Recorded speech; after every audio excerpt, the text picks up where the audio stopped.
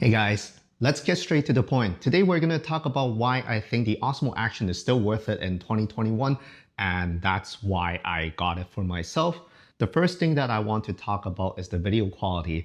You are actually looking at the Osmo Action filming me in my living room right now with one key light and some other lights in the background that's practical, but you can actually film pretty good quality videos out of the Osmo Action. The only main point you have to pay attention is you have to have a really bright light source on your main subject. And if you don't have that, the image will start being mushy and it's gonna be grainy. But if you have a really bright light source like what I have right now, I have the Godox SL60 blasting at 100% with a lantern light really close to my face. The lamp, it's like the lantern, it's about 2 feet away from me, and the camera is about 1 feet away from me. It's really, really close, but you do need to have a really good light source in order to have good image. That's why I would recommend you to use this camera during daytime for vlogging or any kind of filming. Do it during daytime. But the good thing or the cool thing is during nighttime or a low light scene, the image is not bad. You just need to know how to edit it or how to adjust the brightness or the color of the image. What I would suggest you to do is to not lift the shadow, the darker part of the image too much. Once you start doing that, it will be really noisy and the image is not gonna look good. So let the black or the darker color or the darker tone of the image to go down, like just don't crush it, but then keep it low and you will have a really clean image. That's my suggestion because that's what happened during my last time using the Osmo Action to film a photo walk. During nighttime, I tried to lift the shadow, but it ended up being really grainy and then noisy. But if you keep the shadow darker, then it should be fine. So that's my suggestion. And another thing about image quality is you should always keep your ISO lower than 800. I will never go above 800 on the Osmo Action because everything will be super noisy after that. So nothing above 800. What I have right now is actually ISO 100 at the shutter speed of 1/50th and filming at 4K 24 frames per second. The reason why I'm filming at 4K is because of the bit rate. You are getting 100 megabit per second with the 4K recording. If you record in 1080p, it will drop way lower to like 36 megabit per second. That's not something you want unless you are really lack of SD card space. So I would recommend you to film at 4K, 24 frames per second, and it will be at 100 megabits per second, which is the highest quality of the Osmo Action. But I really like the image quality of the Osmo Action. You can see, like, if I'm filming outside with sunlight, it will be amazing.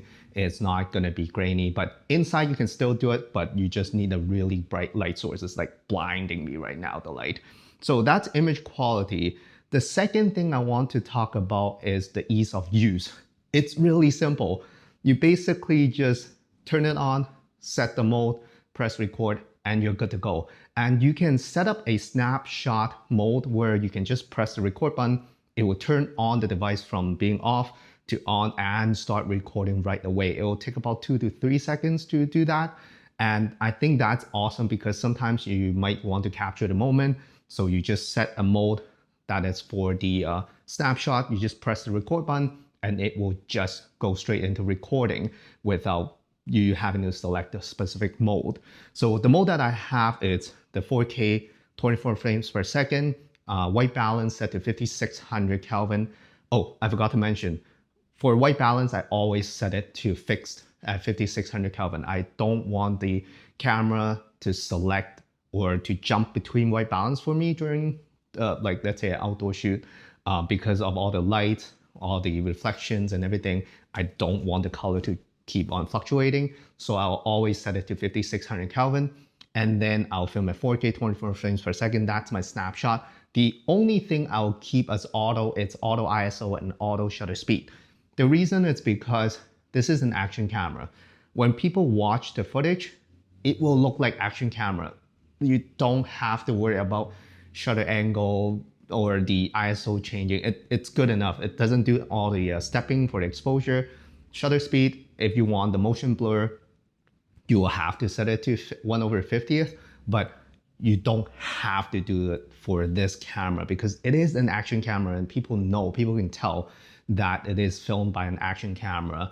For motion blur, I don't think that many people will notice the difference. If you have like a really high shutter speed, the motion, it's like choppy and stuff like that. I don't think a normal audience will pick that up unless it's like us who is like enthusiastic about camera gear and filming. Then we will see the shutter angle being a little wonky. But this is my suggestion. Just let the camera decide the shutter angle or the shutter speed for the best exposure for the lighting, because that's the most important thing when you are running and gunning. You should keep everything nicely exposed instead of worrying about the motion blur. That's my suggestion. And then another thing that I want to talk about is the interface is really easy to control. Besides having the snapshot and the buttons, the interface is super easy to understand. You do the swipe gesture, you swipe to the right to see your footage and you play back. And one thing that I really like is you can scrub through the footage.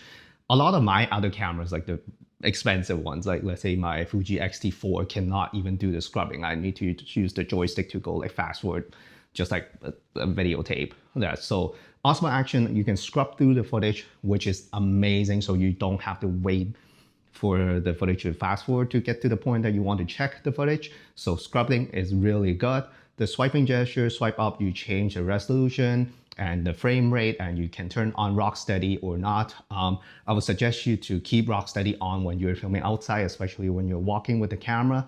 Let's say when you're vlogging, not filming, vlogging, then it's really good. And also rock steady is really good if you pass your camera to someone to operate. If they're not professional, then the footage can still be really steady and watchable, because having shaky footage is not the best if you want people to enjoy the content. So rock steady, keep it on when it's outside. The display is super good, super nice. And compared to other action camera, let's say the Insta360 ONE-R, that one has a tiny, I know it's modular, but then the display is so tiny that you can't really frame properly if you're using that as a guide. So I wouldn't use that display to frame stuff, but the Osmo Action has a really nice big display at the back. So ease of use, super simple. I like the quick changing button on the side where you can switch mode, and one press of that button will switch to the front display. So the next thing is, of course, the front display. The front display is so handy. I have it on right now as a guide, as a really nice way to monitor myself when I'm filming myself. And this is really handy, especially when you are vlogging or when you are walking around with the camera, where you can see yourself and what you're filming on the go with the front display, so you don't have to like guess what you're filming. So the front display, amazing, absolutely love it. Super clear. You can switch it to full screen, or what I have right now with 2 black bars at the top and the bottom, which gives me the 16:9 aspect ratio and all the information as well. I know that I'm filming at 4K and I know I'm recording. And I even know that my microphone is actually picking up my voice. I have an external microphone plugged into the Osmo Action right now. I know that it is giving signal to the camera, which is absolutely amazing. In order to have a front screen on other cameras, let's say a GoPro Hero 9 or the Insta160 ONE-R, those cameras are so expensive compared to this. The GoPro is like what, $400, and the Insta360 ONE-R, it's around $300 with the single camera module, not the 1-inch sensor, not the 360, just the 4K module. And that is already $100 more at least than the Osmo Action. So I would say the Osmo Action price-wise, it's unbeatable. When I'm filming this video right now, it's $200. I got it for $200.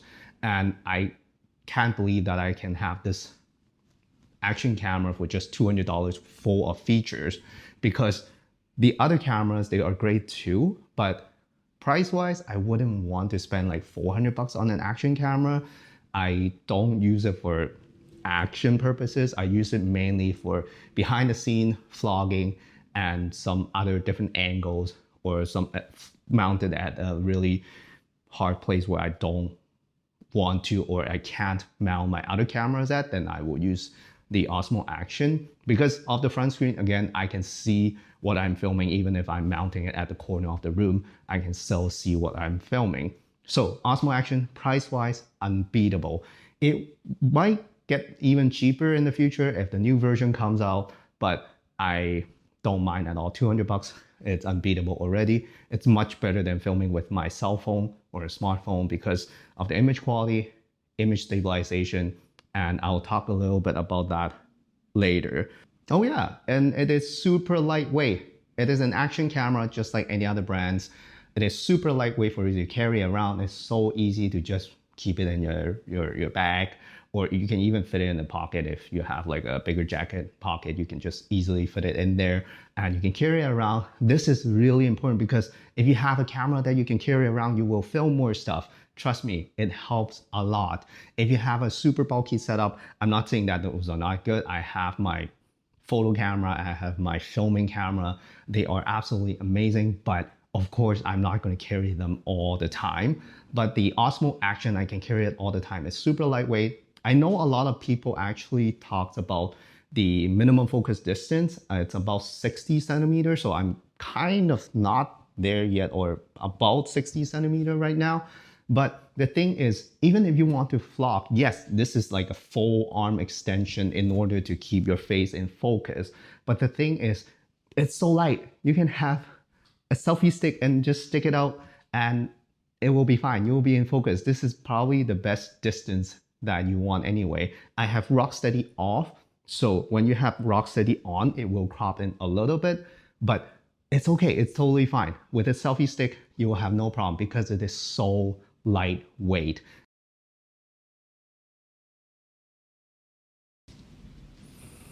So yes, you can definitely vlog with this Osmo Action camera when you have a good selfie stick. Let's say I have a selfie stick that can extend to like a meter long. Let me show you. I'm gonna record it with my phone to show you how it looks like.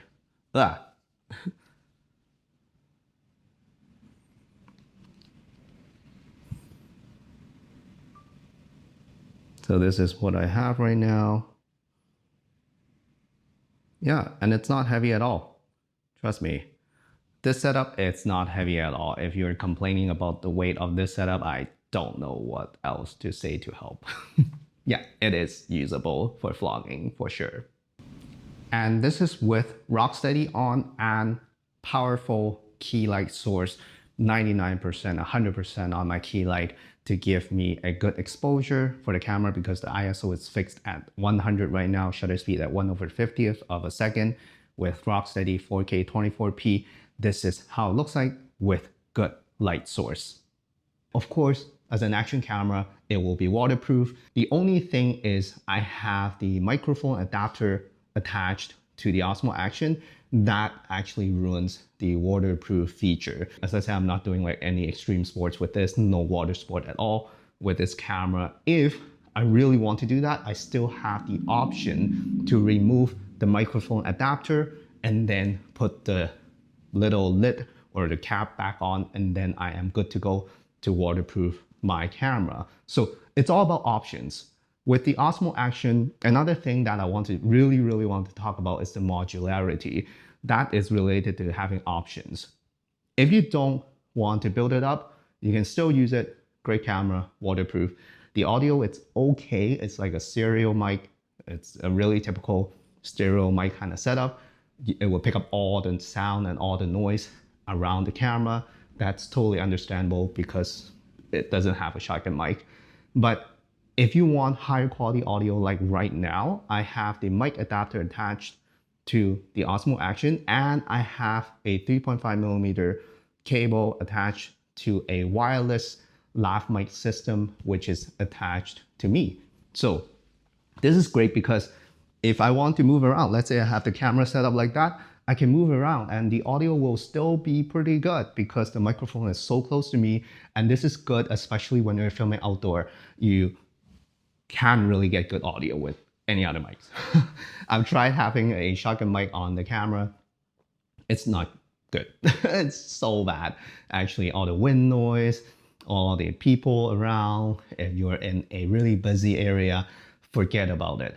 The best audio quality for this kind of content is to have a lav mic. And I have a wireless one right now. If you want to keep it as simple as possible, and if you don't mind having a cable attached to your body, then you can use just a wired lav mic system, as long as the cable is long enough and don't swing your camera too far away from you, then you're good to go. You can still get good audio, because the next point is the Osmo Action preamp. It's actually not bad.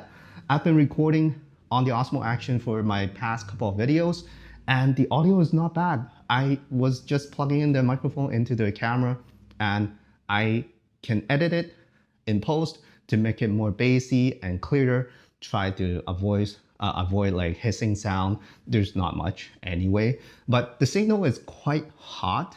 So what happened is, if you plug in a microphone, you will get a really loud kind of audio when you use the adapter. So what happened right now is I have to set the receiver, the wireless lav mic receiver, to -12 to -15 dB to lower the signal in order to avoid sending too hot of a signal going into the camera. So that's one thing to keep in mind, because you cannot adjust the mic level on the Osmo Action. That's one thing I wish they can put in, maybe software update or the next version, but this is something that is really, really important, because audio is half of the video.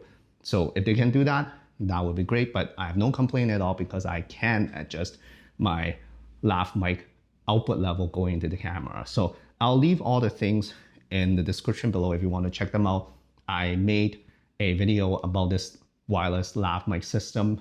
I don't know if it's coming out now or before this video or after this video, but definitely check it out, because I really like it. I can walk away from the camera and it's still fine. Talking about walking away from the camera, there's one thing I really want to mention that is related to the price, actually going back to the price. This camera, it's about $200. It is still 200 bucks, but it is much less expensive compared to any other cameras that I've used. The cheapest camera I've used is still like at least $500 without a lens. So, or even a smartphone, it can be easily $1,000. And if you leave it away from you when you're outside filming, or if you pass it on to someone and they film for you, it is gonna cost much less if anything happens to the camera. Let's say if they drop it, I don't think this thing will break that easily if it's just a simple drop. But if they drop it, or if someone tries to steal your camera, it's still gonna cost you way less for the damage. So that's why I really like this camera with the cage and everything. I don't have a cage, I have the original Osmo Action frame thingy, the plastic one, but it's gonna be really durable anyway. But if it stopped working or if it's stolen, it's not gonna hurt my wallet that much compared to any other thing that records. My phone, it's like $1,000. So I wouldn't want to lose that or damage that. And this is perfect. So you can feel like worry-free to lend it to your friend or let your friends to operate it for you. And that is super good. And another thing better than using, let's say, a smartphone to record, besides the video quality or the options to adjust everything to have external microphone. You can have external microphone if you record on a cell phone or a smartphone, but it's gonna be really clunky. You have to have like an adapter and you have to like mount this and that. But with the Osmo Action, is much easier to me, at least. Like I literally double-sided taped a coat shoe on the side, and I can have all kinds of mics to attach to the Osmo Action. And another thing is, your friends won't feel like, oh, I'm using your phone and messages just come out, or a notification, you have a phone call or anything. It will interrupt your filming. So I wouldn't want to use a smartphone. I don't care if it has like bigger sensors in some phones or whatever. It's still not going to be as convenient as using a dedicated camera. So that's why I choose this camera. And it's so easy for your friends to use too, as I said before. Just a press of the button and everything is good. Just set the mode, leave it to your friend, ask them to just press record, and it should be good to go with good stabilization, as I said before. So, let's continue on the modularity. I totally got drifted to another topic. But talking about modularity, you can rig it up, you can build it up with cages, lights, microphones, and stands or mounts or anything like that. It's completely up to you. As I said before, it's about having the options. So the modularity of the Osmo Action, it's amazing. You can go with expensive stuff. I don't have a cage. I don't plan to have a cage. I have like a spare cold shoe that I just double-sided tape there. So I'm good to go. I don't need to mount a light on it. Like anything that it's on camera light, no matter how good quality they are, it's still not gonna look good. No matter if it's like LED, diffused or whatever, as long as it's on camera, a size of like a phone on top, it's not gonna look good. Trust me, no matter how like expensive they are, because the light source is way too small. You look like you have like a flashlight only shining on your face. What's the point? You have to have like a size of a lantern in order to light me up right now. So don't even try to use a light unless it's for emergency. I really don't think I would use a light. So I'm not having a cage. I think this thing is durable enough. I don't really need to use a cage unless if you're going to do some extreme stuff like skydiving with the camera, sure, get a cage. And another thing that they have available for this camera, which is really cool, I think, is the ND filter. You can unscrew the lens cover. By the way, that lens cover is replaceable, so that's another good thing. It's a cover. It's not even the lens yet, so it's like a glass cover or plastic cover that you can replace if it gets scratched or damaged. So that's really good. You don't have to buy the entire camera again if it's damaged. And you can buy ND filters. They have like fixed NDs, they have variable NDs, but I don't use them because, as I said before, I don't need them. When you're filming outside with this camera, people know that you're using an action camera, and most of the time they can't tell if the shutter speed is correct. And having ND filter, it's nice if you want to film with this camera for some reason to have like cinematic footage. Yeah, sorry, I really don't like that word when people use it when they're just filming like slow motion stuff. But anyway, if you want proper shutter speed, yes, you need ND for sure when you're outside. You can have the variable ND if you don't want to swap the NDs, but I'm not using it because I don't need it. I can just let the camera decide what shutter speed to use to have proper exposure. It's fine. It's gonna look fine. You don't really need that unless you want proper shutter speed for the motion blurs, but you don't really need it. So that's my theory, because they're really expensive. They're like $50 to $100 for the tiny little ND that I cannot use for other cameras. What's the point? So no ND for me, no cage for me, no light for me, except the mic adapter. That is because I want better quality audio going into the Osmo Action. So that is the accessory I have to have. Another thing is, if you want to go with accessories, let's say mount or tripod or selfie stick or anything that is like GoPro-like, that you can mount your Osmo Action like on your chest or your backpack strap, you can go with the GoPro brand, but I wouldn't. I didn't, because they're, again, super expensive. I got the really cheap package of 30 or 40 accessories in a package thing from Amazon. I don't even know how to call it anymore. It's like a case with like all the accessories, like bike mounts, head mounts, not head mounts, helmet mounts. Oh yeah, there is a head mount, chest mount, like backpack strap mounts, a lot of things like tripod adapter, car mounts or window mount, and it's only $20. And if you pay $20, I don't even think you can get anything from GoPro to mount this thing or to attach to this thing. Like maybe you can get a sticker or something, but you can't get anything almost with $20. But with $20, I got those. They are super cheap. Let me show you one of the things that I use all the time. For example, this thing. This is a really flimsy tripod thing that you can bend. You just mount the camera on top, and this is like bendable. these legs. It is not super durable. Trust me, if you mount anything heavier than the Osmo Action or a GoPro on top, it will break like in 2 seconds. But this is good enough. As I said, this camera is so light. This is good enough. I can just bend it like this. Oh, it's falling apart already. But it's okay, I can put it back. So, see, like I can just use it to vlog. Yeah. Why pay like $200 for almost the same thing? I know it might be more durable with the GoPro version, but who cares? A selfie stick is a selfie stick. You can get one from the dollar store as long as it works. This camera is not heavy, so I wouldn't recommend you to get the GoPro brand or like anything too expensive. I'll leave the one that I got in the description again. So that's the accessories. Oh yeah, let's talk about stabilization. The Rocksteady stabilization, it's really good. Like really, really good. Good enough, at least to me, to my standard, when I'm walking around, vlogging, or having my friend to control or operating the camera without paying too much attention of like, oh, I have to be like steady, I have to like keep certain gesture just to have a steady footage. You pretty much don't have to worry about it. Like everything is watchable. So Rocksteady, really, really, really good. It will crop in a little bit, but it will still be wide enough for a lot of things. If you don't use Rocksteady, which is what happened right now, and I have to de-warp on, so the lines will be straight. But if I have the de-warp off, it will be kind of like a fish eye, but I always have de-warp on. This is without Rocksteady, so it's super wide. And with Rocksteady, it's probably gonna be like this much, and it's still really wide for a camera. So don't even worry about that. But Rocksteady is super, super good. I once mounted the camera onto a bicycle and it's still fine. It looks completely steady. Not like everything is not moving kind of steady, but it's really natural. The movement is really natural.